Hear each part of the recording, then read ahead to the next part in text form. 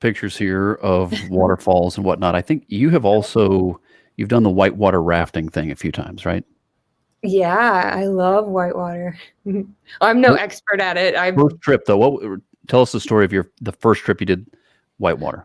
All right. So the first trip I did whitewater rafting. So that's a great story because I had actually met up. I went to a wedding and met up with my cousin.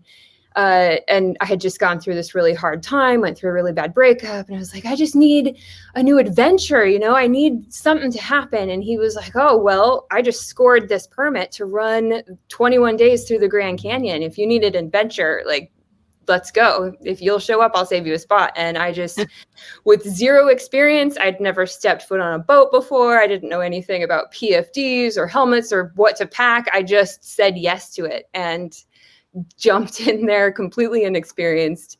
And it was one of those experiences that really tests you as a person. You're completely overwhelmed immediately, like, oh boy, what have I gotten myself into? But it's like the highs outweigh the lows so much, and you come back from it just a changed person. Like, that sense of adventure and accomplishment, it really sinks in because you were able to make it through something like 99% of people will never get to experience. I think I read a stat once, out of the 6 million people who visit the Grand Canyon every year, only 0.5% get to see it in the way I did on that very first rafting trip.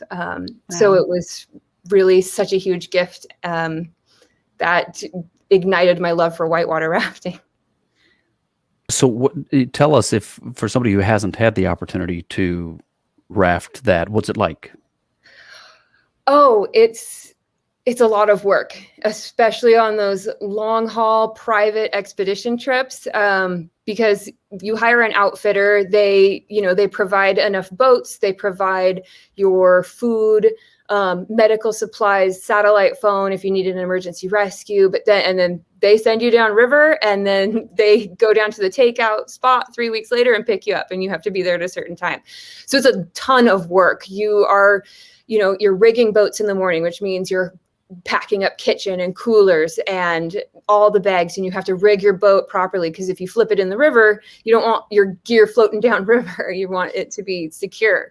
So in the morning you're rigging boats, and then you're running whitewater, and then you're like stopping for hikes, and so it's extremely draining physically, but it builds you up so much in your spirit and your soul. You come out of there, I came out of there like, okay, I don't know how to conform to polite society anymore. I just spent 3 weeks deep in the wilderness, and it's some of the funnest times. It's just so much fun and a ton of work, and it was worth it every single day.